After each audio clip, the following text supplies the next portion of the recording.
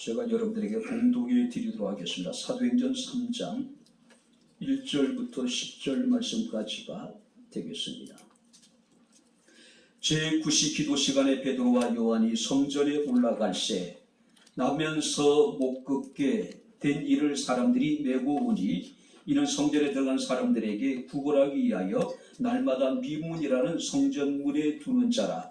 그가 베드로와 요한이 성전에 들어가려 함을 보고 구걸하거늘 베드로가 요한과 더불어 주목하여 이르되 우리를 보라 하니 그가 그들에게서 무엇을 얻을까 하여 바라보거늘 베드로가 이르되 은과 금은 내게 없거니와 내게 있는 이것을 내게 주노니 나사렛 예수 그리스도 이름으로 일어나 걸으라 하고 오른손을 잡아 일으키니 발과 발목이 곧 힘을 얻고 뛰어 서서 걸으며 그들과 함께 성전으로 들어가면서 걷기도 하고 뛰기도 하며 하나님을 찬송하니 모든 백성이 그 걷는 것과 하나님을 찬송함을 보고 그가 본래 성전 비문에 앉아 구걸하던 사람인 줄 알고 그에게 일어난 일로 인하여 심히 놀랍게 여기며 놀라니라. 아멘. 하나님의 은혜와 사랑을 진심으로 감사를 드립니다.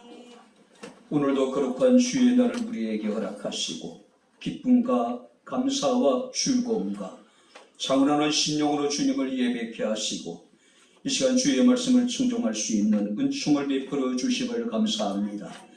기록된 예언의 말씀을 읽고 듣고 지켜 행하는 자가 복이 있다 하셨으니 말씀이 선포되고 말씀을 듣는 이 시간이 우리에게 복되게 하옵소서. 예수님 이름으로 기도하옵나이다. 아멘. 할렐루야. 아멘. 자, 우리 옆에 있는 분들 하나님 우리와 함께 하십니다. 인사하겠습니다. 하나님 우리와 함께 하십니다. 할렐루야. 아멘.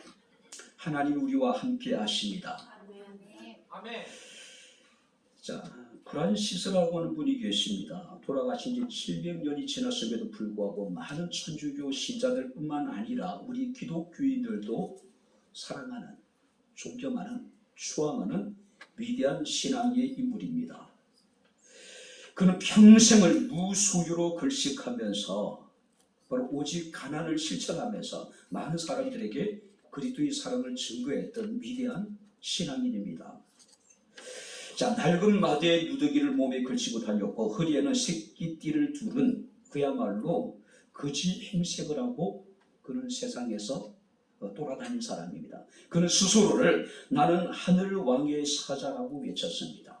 처음에 사람들은 그를 미치광이로 여겼어요.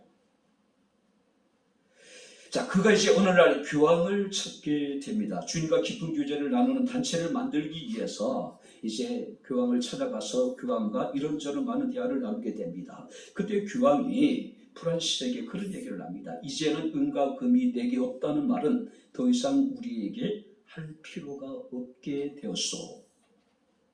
그때 프란시스가 조용한 소리로 그런 얘기합니다. 그렇습니다. 그러나 그렇기 때문에 더 이상 나사렛 예수 이름으로 걸으라고 외칠 능력도 잃어버렸습니다. 중세 천주교회는 전 세계 캐톨릭에서 거둬들이는 헌금으로 그야말로 엄청난 부를 소유하게 되죠. 엄청난 명예와 권력을 소유하게 됩니다. 자, 더 이상 그들에게 있어서 예수 그리스도 이름의 능력은 필요하지 않았습니다. 왜? 예수 능력을 의지하지 않고도 그들이 원하는 모든 것을 얻을 수 있었기 때문에 그래요. 그러나 세상의 그 어떤 부하보다도 예수 이름 우리에게 가장 아름답고 가장 소중함을 우리는 믿습니다. 할렐루야. 아멘.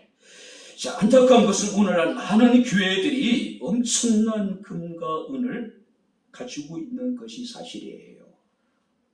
교회는 대형화되어지고 세상 사람들이 기독교를 향해서 기독교의 기족화를 이야기를 합니다. 목사의 기족화를 이야기를 해요. 물론 일부이긴 하겠지만 교회는 화려하고 교회는 웅장하고 수많은 사람들로 붐비고 있습니다. 그러나 교회가 소유한 그 많은 은과 금이 사람을 변화시킬 수 있을까요? 사람을 구원시킬 수 있을까요? 화려하고 웅장한 교회가, 기족화된 교회가, 기족화된 목회자가 과연 세상을 변화시킬 수 있을까? 라고 우리가 묻는다면 우리는 회의적일 수밖에 없을 거라고 생각이 됩니다. 모든 것을 잃는다 하더라도, 우리가 드릴 예배당이 비록 작고 초라하고 볼품이 없다 하더라도 예수 이름의 능력이 우리 가운데 함께 한다면은 우리는 강한 교회입니다. 할렐루야. 우리 힘 있는 교회예요. 하나님이 그런 교회를 기뻐하시고 지금 그런 교회를 이 시대 속에서 찾고 계시지 않을까요? 자, 오늘 우리가 본 말씀을 보게 되면은 유대인들의 전통에 따라서 사도 베드로와 요한이 오후 3시에 기도하기 위해서 성전에 오르게 됩니다. 성전의 구조를 보게 되면 이방인들이 머물 수 있는 뜰이 있고, 이스라엘 여인들이 머물 수 있는 뜰이 있고, 이스라엘 남자들이 머물 수 있는 뜰이 있고, 그 다음에 성소가 있고, 그 다음에 지성소가 있습니다. 아마 여기서 이 성전 미문의 안진뱅이가 어디에 앉아 있었냐면은 여인들의 뜰에 들어가는, 그러니까 이방인들이 머물 수 있는 공간이 있습니다. 그 공간을 지나게 되면은 지나는 과정에 미문이라고 하는 문이 있어요. 그 문을 지나가게 되면은 이스라엘 여인들이 머물 수 있는 뜰이 있습니다. 그리고 그 안에 다시 들어가게 되면은 이스라엘 남자들이 들어갈 수 있는 뜰이 있고, 그죠? 자, 이방인의 뜰과 여인들의 뜰 사이에 정말로 성전의 가장 아름다운 문이 하나 있었다고 이야기합니다. 장마치 높이가 23m라고 얘기해요. 굉장히 웅장하고 화려한, 정말 아름다운 그런 문이었던 것 같습니다. 근데 그 문 옆에 40년 동안 한 번도 서보지 못하고 걸어보지 못한, 나면서부터 장애를 가진 한 사람이 그곳에서 지나는 사람들에게 손을 벌리고 지금 구걸 행위를 하고 있었습니다. 자, 오늘 이 3시라고 하는 시간이 굉장히 중요하겠죠. 하루의 일과를 시작하기 전에 기도할 수 있습니다. 일과를 마치 우리가 홀가분한 마음으로 기도할 수 있어요. 그런데 3시는 어떤 시간입니까? 점심을 먹고 가장 바쁘게 우리가 일을 해야 될 그 시기야. 그 시간에 지금 베드로와 요한이 성전에 들어가서 기도한다라고 여기 성경에 기록하고 있습니다. 자, 어느 때처럼 이 안진뱅이는 아마 그 성전 미문 앞에 앉아가지고 지난 사람들에게 손을 벌리고 있었습니다. 오직 그가 할 수 있는 유일한 것이 뭐냐면은 사람들에게 손을 벌리는 것이었어요. 많은 사람들이 바쁘게 여러분들이 움직였을 것입니다. 혹은 여러분들이 동조심을 가지고 동전 몇 푼을 던져주는 사람도 있었을 거예요. 그런데 성경 말씀을 보니까 베드로와 사도 요한의 발걸음이 그 앞에 멈추어지게 됩니다. 그리고 그를 주목합니다. 그리고 그의 이르기를 우리를 보라고 이야기를 해요. 그랬더니 그 안진뱅이가 무엇인가 얻을까 하여 베드로와 요한을 주목하게 됩니다. 그때 베드로가 이런 얘기합니다. 은과 금은 내게 없거니와 내게 있는 이것을 내게 주노니 나사렛 예수 그리스도 이름으로 일어나 걸어라. 그리고 그의 오른손을 잡아서 힘을 줘서 일으키니 그가 성경 말씀이니까 발과 발목에 힘이 생겼습니다. 뿐만 아니라 그는 베드로의 손을 잡고 한 발 한 발 내딛더니 베드로와 요한이 성전의 뜰을 넘어서 이스라엘 남자들이 들어갈 수 있는 뜰 안에 들어갈 때까지 그는 베드로와 요한을 따르면서 기뻐 걷기도 하고 뛰기도 하며 하나님을 찬송했다라고 성경에 기록하고 있습니다. 자, 이 사건은 기독교의 나름대로 중요한 의미를 가지고 있습니다. 왜냐하면 예루살렘의 이 사건 이후에 수천 명의 사람들이 주님 앞에 돌아오는 놀라운 대부흥의 역사가 나타났습니다. 그 부흥이 기폭제가 된 사건이 바로 이 사건이에요. 뿐만 아니라 이 사건 이후에 위기의식을 느낀 유대인들에 의해 가지고 또 여러분들이 이방인들에 의해 가지고 기독교에 대한 대대적인 핍박의 계기가 되었던 사건도 바로 이 사건이에요. 목자는 이르기를 이 사건은 초대 교회가 세워져 가는 과정에 있어서 거대한 분수령이 되었다라고 이야기를 합니다. 그런데 더 중요한 것이 있습니다. 이 사건은 단순한 베드로나 요한의 어떤 개인적인 능력이라는 사건이 아니라는 겁니다. 이 사건은 예수 그리스도 이름의 능력에 의해서 일어난 놀라운 기적이라는 사실을 우리는 인식을 해야 돼요. 그래서 우리가 12절 말씀을 보게 되면은 성전 미문의 안전에 일어난 이 사건은 많은 사람들에게 충격을 줍니다. 성경을 보니까 많은 사람들이 그들에게로 모여듭니다. 그때 베드로가 무슨 얘기를 하면은 이스라엘 사람들아 이 일을 왜 놀랍게 여기느냐. 지금 엄청난 기적이 일어났음에도 불구하고 베드로는 뭐라고 얘기합니까? 이스라엘 사람들이 이 일을 왜 놀랍게 여기느냐. 뭐 대단한 일이라고.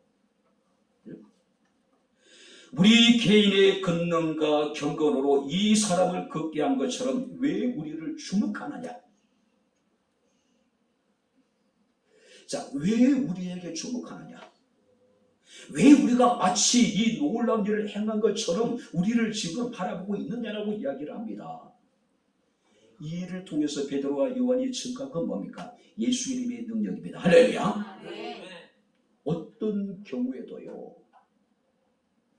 목회자가 주목을 받아서는 안 돼요. 목회자는 하나님의 메시지를 전하는 메신저일 뿐이에요. 여러분들이 이 시간 주목해야 될 것은 선포된 하나님의 말씀입니다.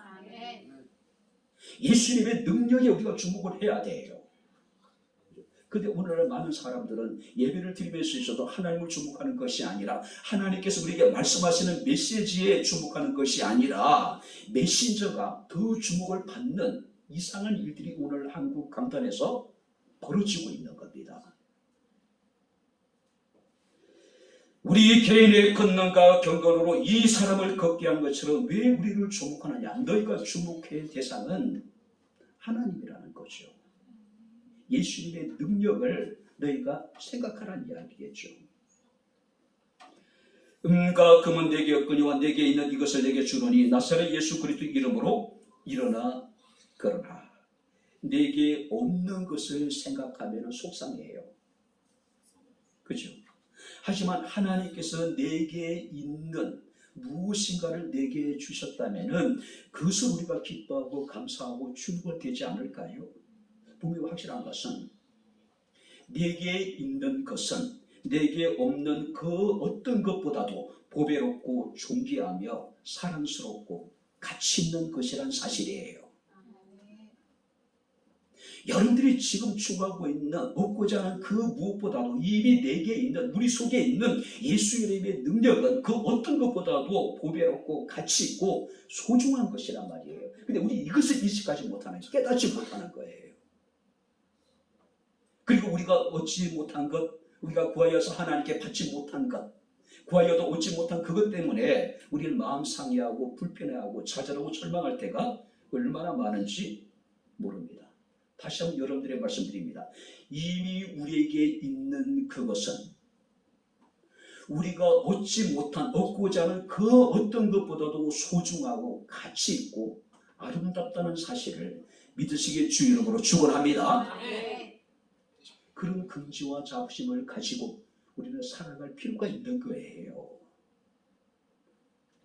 자, 그렇다면은 하나님이 우리에게 주셔서 우리에게 있는 것, 반드시 우리가 가져야 될 것이 있다면은 그것이 무엇일까요?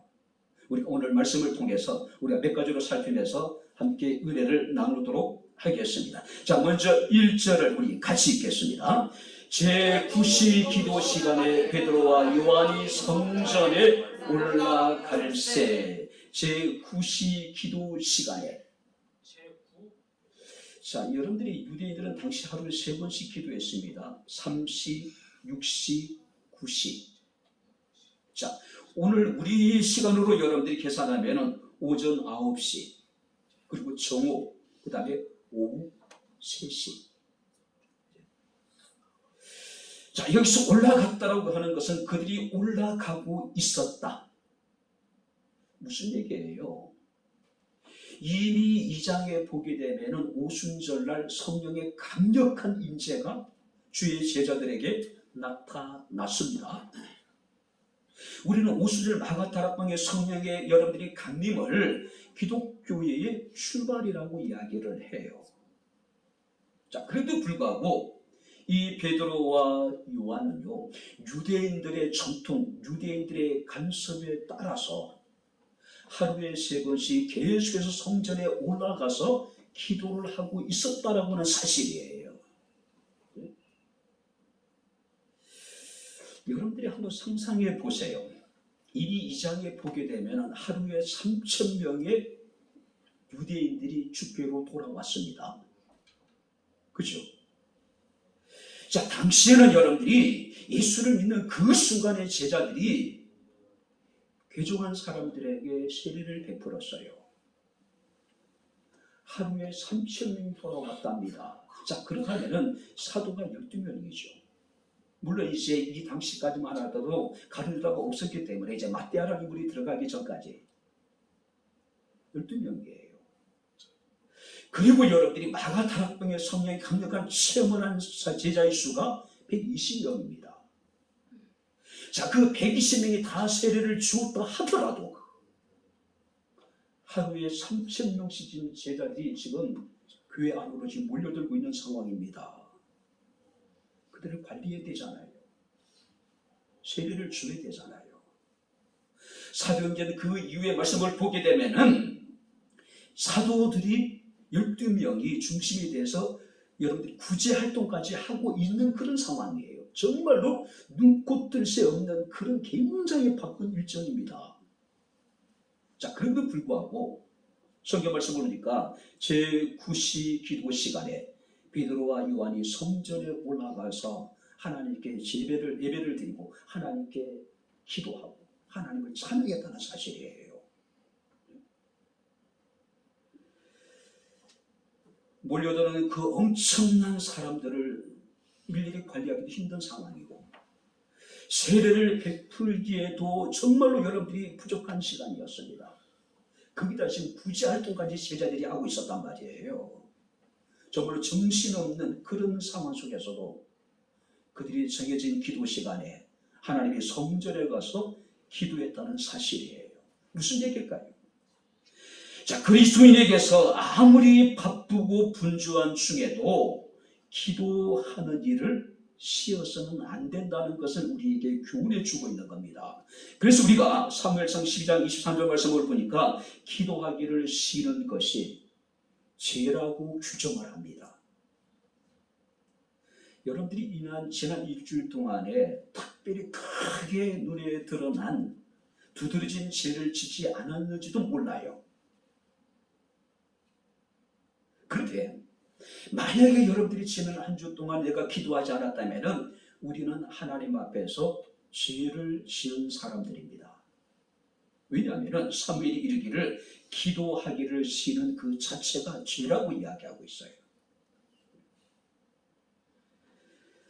아무리 바빠도 기도를 포기할 만큼 바쁜 일은 우리에게 없다는 이야기예요. 그 바쁜 일 때문에 우리가 기도를 포기해서는 안 된다는 이야기예요. 우리가 잠언서 11장 11절 말씀을 보게 되면 성읍은 정직한 자의 축복으로 인하여 진흥하고 정직한 자들의 의인의 기도로 인하여서 그 성읍이 진흥한답니다. 그 성읍이 세워지게 되고 그 성읍이 높아지게 되고 그 성읍이 영광과 존귀를 얻게 될 것이다. 기도하는 사람들을 통해서. 쉽게 이야기하면은 기도를 통해서 그 도시가 잘 되고 기도를 통해서 그 나라가 잘 된다는 이야기입니다. 우리가 기도할 때 우리의 가정이 축복을 받게 될 것이고 우리의 자녀들이 잘 되게 될 것이고 다른 사람들이 하나님의 은혜를 입게 될 것이고 우리 교회가 부흥하게 될 것이고 할렐루야. 기도할 때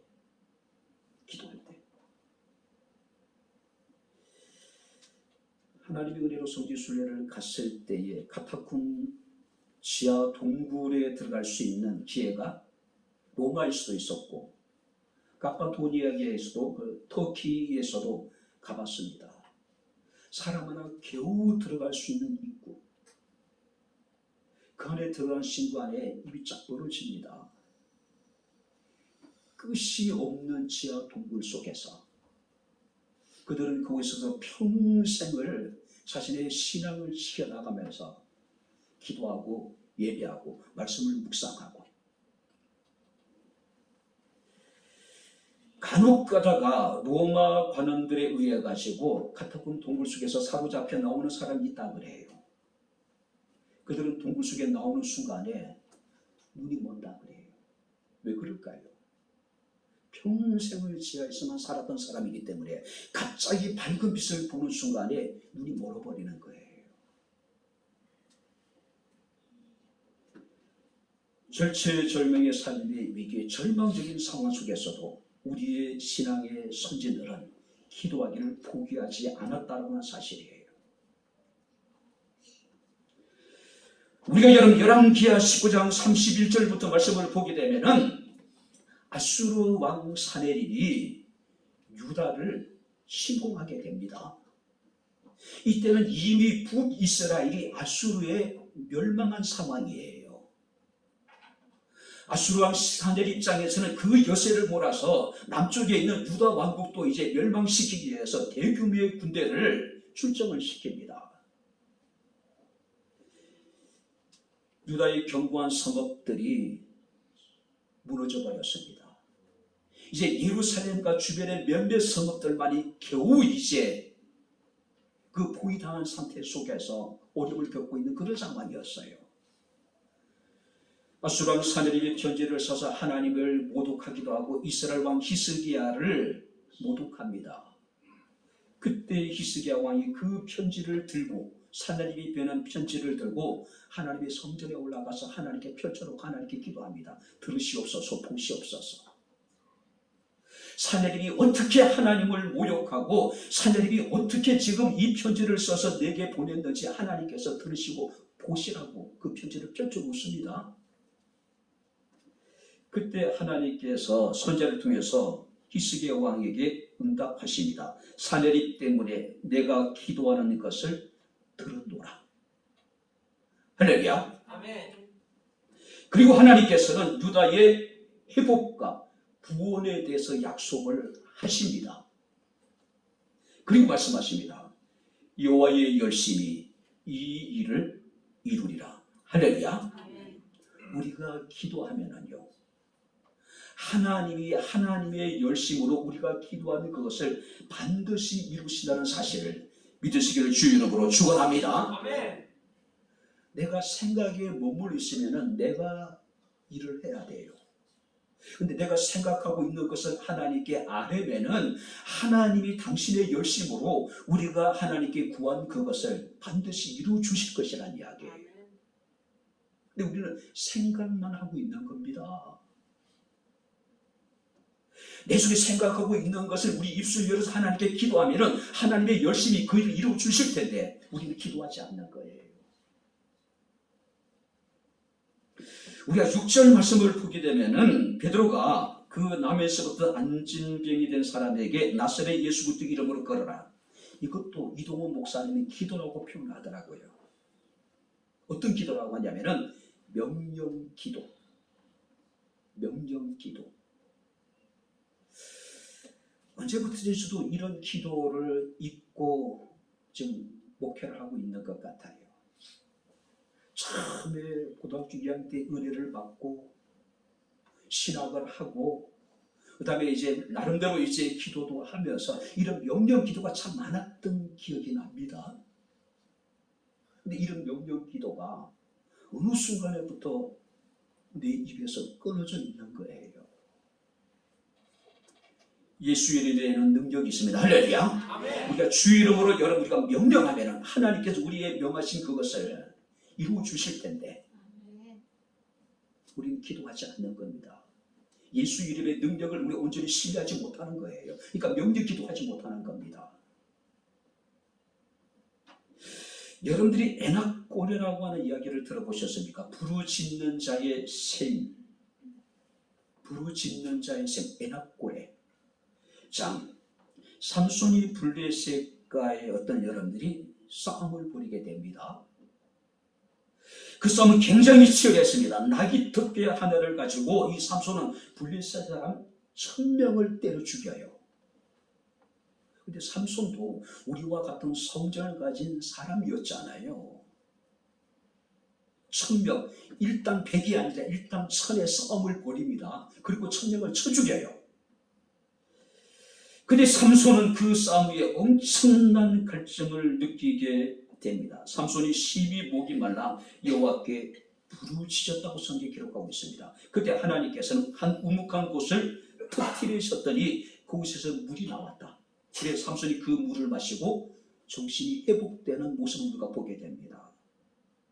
애납고래, 부르짖는 자의 샘, 우리의 삶의 현장이 바로 영적인 애납고래가 될 수 있기를 주 이름으로 축원합니다. 우리가 그때 하나님께서는 우리의 기도를 들으시고 우리에게 응답하시고 하나님께 세벌 내셔서 우리에게 회복시켜 주실 것이고 힘과 능력을 더해 주실 것이고, 우리 야베스의 기도를 참 좋아하죠. 야베스의 이름이 수고로이 낫다라고 하는 뜻을 가지고 있죠. 아마 해산의 고통이 굉장히 크다는 의미로 될 수 있을 것이고, 아니면 이 야베스가 출생하는 과정에 있어서 아마 유복자로 태어났을 것이다.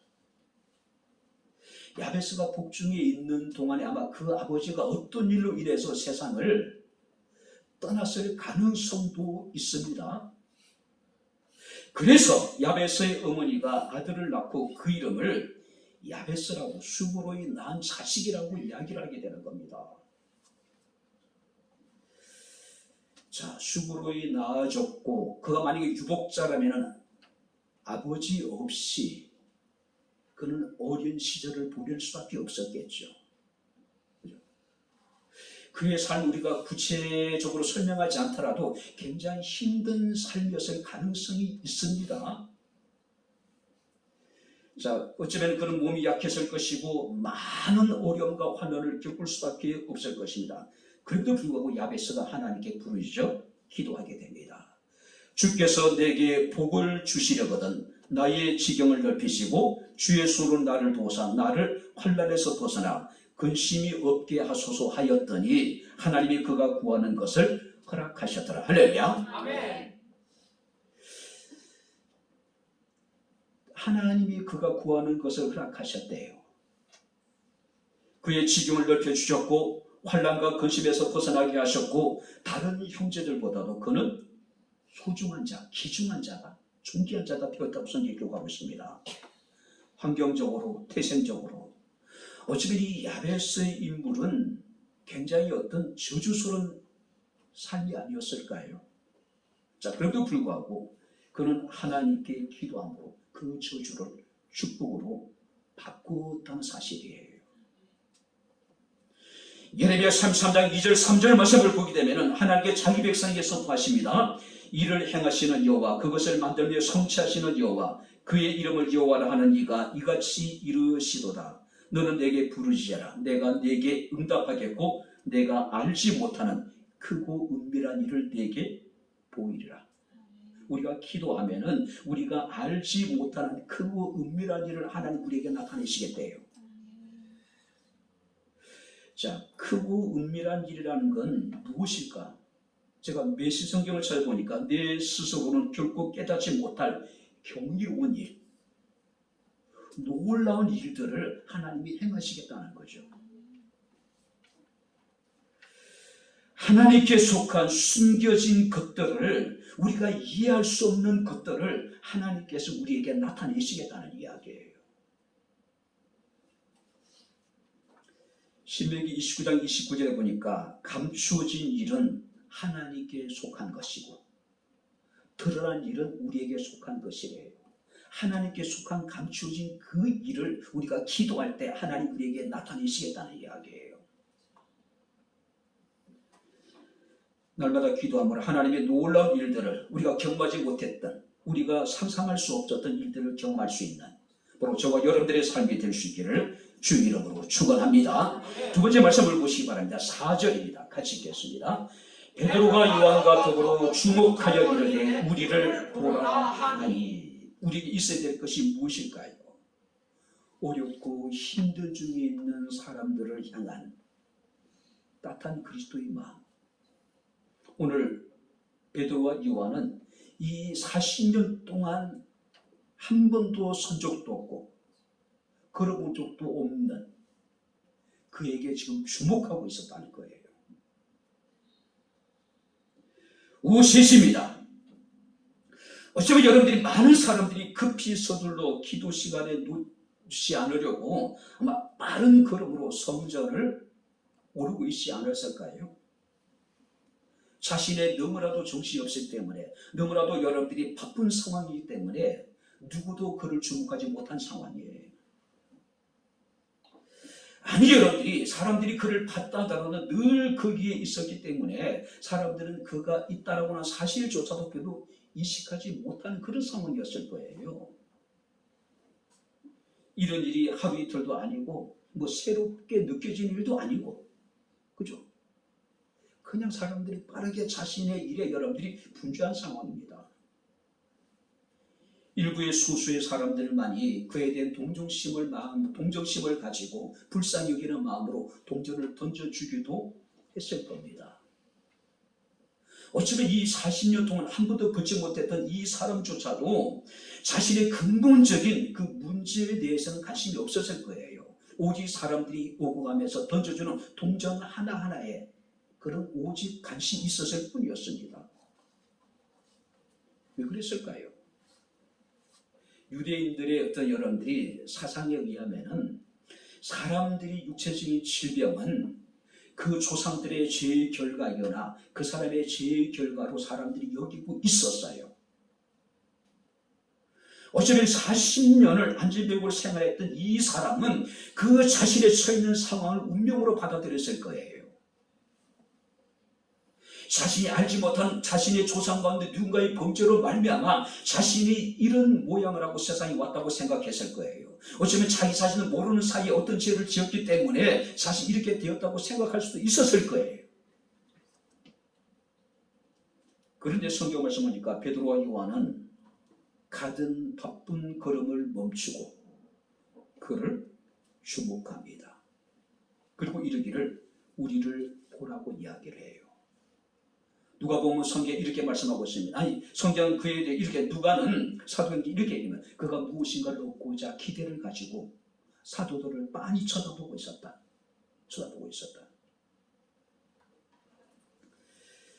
베드로와 요한은 왜 안진뱅이를 주목했을까요?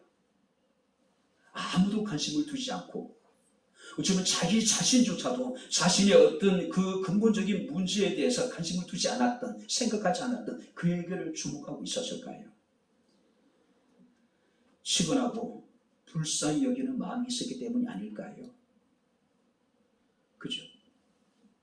뿐만 아니라 그를 주목함으로 인해서 그와의 어떤 인격적인 교제를 원하는 것이 아니었을까요? 가장 중요한 것은 자신들의 역사는 성령님의 특별하신 감동하심이 거기에 있었기 때문이 아닐까요?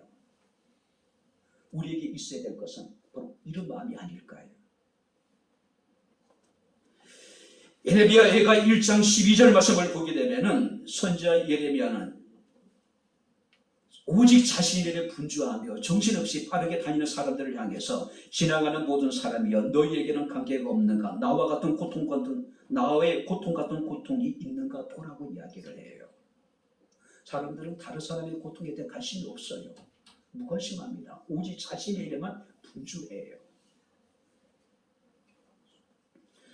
성전에 오르는 사람들은 희생 제사를 드리고 기도를 하고 찬송을 하고 말씀을 들었지만은 하루하루가 쫓기는 듯한 그런 여러분들이 분주한 삶이었단 말이에요. 그러니까 누구도 그를 주목하지 못한 것이죠. 시근히 여기는 마음도 있었고 불쌍히 여기는 마음도 있었지만은 구체적으로 그를 주목하지는 않았다는 거죠. 아예 관심이 없었겠죠. 자, 지금도 마찬가지입니다. 잠깐 멈추면 보이는 것들이 있는데 우리는 너무나도 바쁘게 살아가요. 정신없이 살아갑니다. 그 바쁘고 정신없는 삶 때문에 예배도 포기하고 기도 생활도 포기하고 마땅히 우리가 주목해야 될 사람들에게 주목하지 못하는 일들이 지금 한국 교회 안에 벌어지고 있는 것이죠. 주님께서 말씀하십니다. 로마서 12장 15절에 줄거하는 자들과 함께 줄거하고 한번 따라해 보시기 바랍니다. 우는 자들과 함께 울라. 할렐루야. 아멘. 교회가 출구하는 자들과 함께 출구하고 있습니다. 그런데 정작 사이의 어두운 그늘 아래서 우는 자들의 그 아픔을, 슬픔을 우리가 살피지 못하는 거예요. 시대적인 아픔을 부둥켜 안고 씨름할 수 있는 그리스도인이 되어야지 않을까요? 이것이 예수 그리스도의 마음입니다. 우리에게 있어야 될 거예요. 우리 주변에는 우리가 관심을 가지고 주목해야 될 사람들이 얼마나 많은지 모릅니다. 우리가 가까이 가서 먼저 손을 내밀어 잡아줘야 될 사람들이 얼마나 많은지 몰라요. 우리 속에 있는 예수의 생명을 나눠줘야 될 사람들이 이 세상에는 얼마나 많은지 모릅니다. 우리가 그리스도의 마음을 가졌다면 바쁘고 분주한 우리의 발걸음을 잠시 멈추고 우리가 주목해야 될 사람들에게 주목을 하고 그들에게 따뜻한 손을 내밀고 우리 속에 살아 역사하는 하나님의 그 생명을 나누어야 될 그런 책임이 우리에게 있지 않을까요? 그리스도의 사랑이 우리 마음을 강건하시기를 축원합니다. 할렐루야. 그리스도의 사랑이 우리 마음을 강건하실 수 있도록 그 사랑에 우리가 완전히 매여되지 않을까요? 이제 6절을 같이 읽겠습니다. 다 같이 읽겠습니다. 베드로가 이르되 은과 금은 내게 없거니와 내게 있는 이것을 내게 주노니 나사렛 예수 그리스도 이름으로 일어나 걸어라 하고. 우리에게 정말로 있어야 될 게 무엇일까요? 기도 생활도 중요합니다.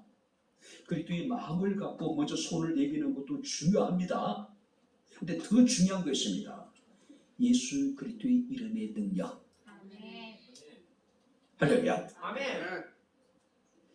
자, 여기 베드로가 이르기를 은과 금은 내게 없다고 이야기를 합니다. 자, 여기서 은과 금은 단순한 광물을 말하는 게 아니겠죠. 은과 금으로 주조된 화폐, 동전입니다. 이 안진뱅이에 있어서 가장 지금 필요한 건 무엇일까요? 은하가 아닐까요? 금화가 아닐까요? 그죠? 근데 아쉽게도 베드로와 요한에게는 한 입의 동전도 없어요. 정말로 그에게 필요한 것이 은과 금인데 베드로와 요한에게는 그의 필요를 채워줄 만한 은이 없었고 금이 없었다는 사실이에요. 그러나 성경 말씀을 보게 되면 정말로 이 안진뱅이에 필요한 가장 중요한 것이 그들에게는 있었습니다. 예수 그리스도의 이름의 능력. 할렐루야. 아멘. 예수 그리스도의 이름의 능력. 베드로는 그에게 이르기를 나에게는 당신이 바라는 은과 금이 없습니다. 그러나 나한테 있는 것을 당신에게 주겠습니다. 나사렛 예수 그리스도의 이름으로 나사렛 예수 그리스도의 이름입니다. 자, 일어나십시오. 그러십시오. 찬양하십시오.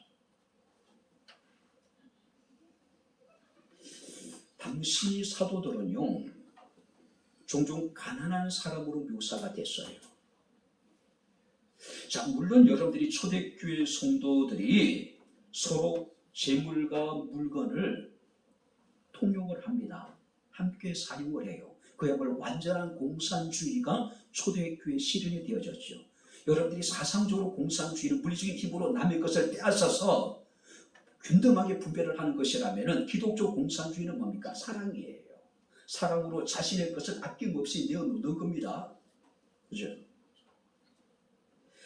그들이 모든 물건을 통용했음에도 불구하고 개인적으로 그것을 소유하지는 않았던 것 같아요. 그죠? 자, 그렇기 때문에 베드로에게는 성전 미문의 안진뱅이가 자신에게 구하고 있는 동전 한 입도 소유하지 못했다고 하는 겁니다. 현실적으로 그를 도울 힘이 없었어요. 능력이 없었습니다. 왜냐하면 은이 없었고 금이 없었기 때문에. 그러나 그 안진뱅이 이렇게 세울 수 있는 능력, 그는 그들에게 있었어요.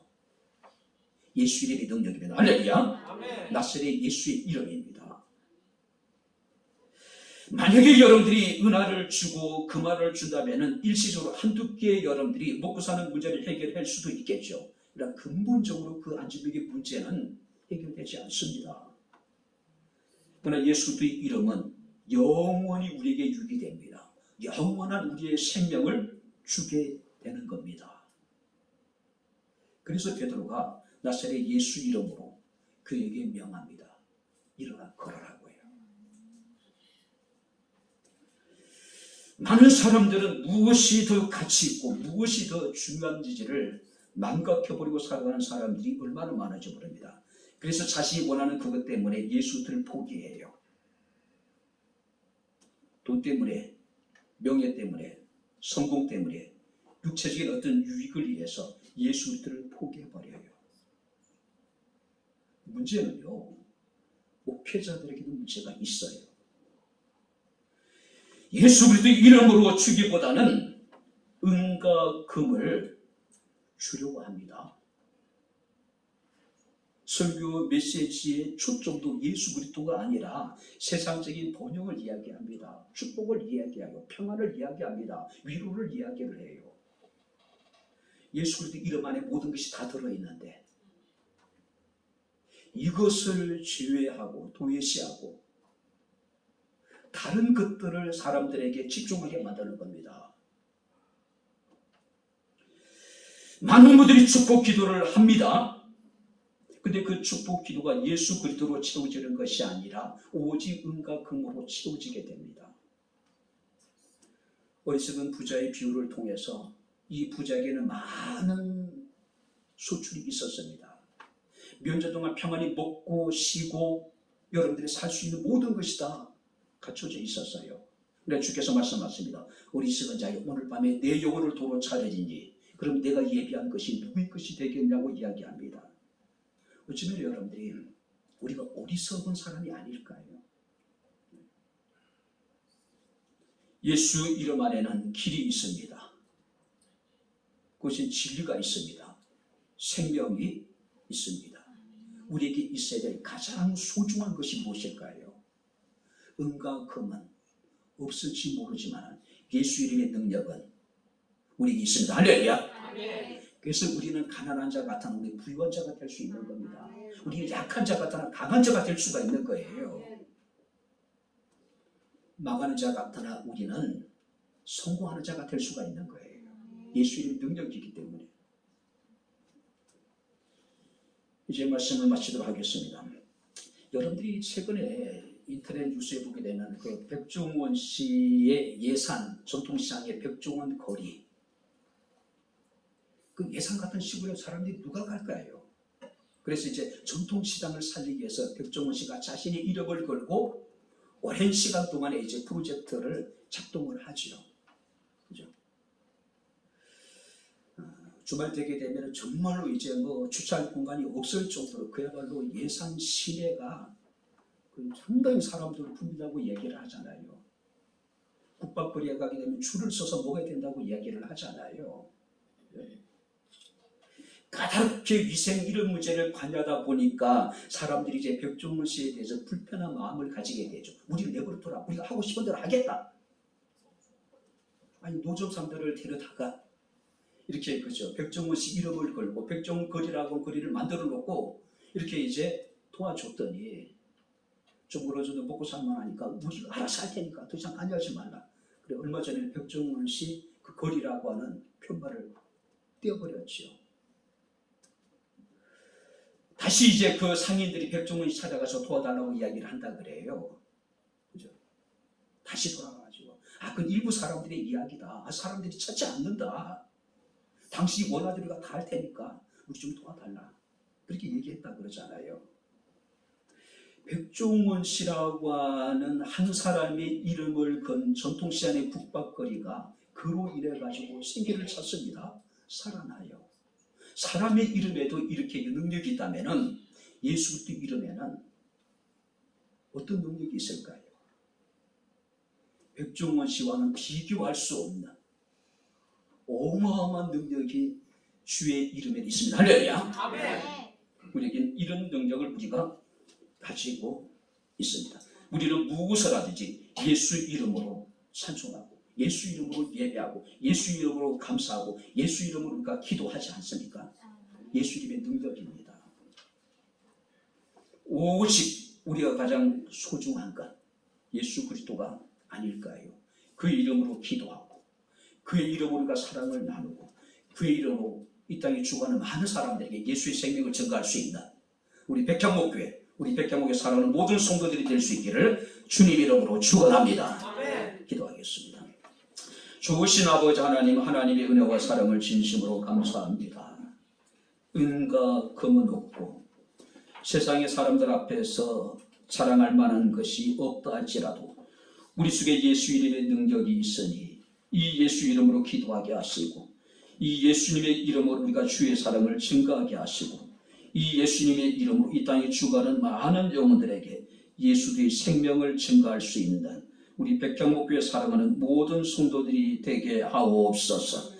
우리뿐만 아니라 우리의 자녀들에게도 이 예수 이름의 능력이 신앙의 유산이 되게 하시고 평생의 아버지 안에 힘이 되게 하시고 능력이 되게 하옵소서. 예수님 이름으로 기도하옵나이다. 아멘.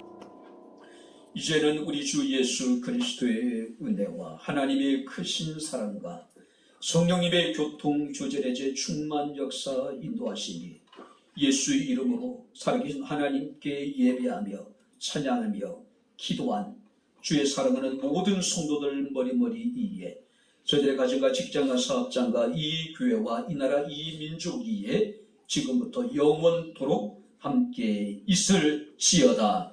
아멘.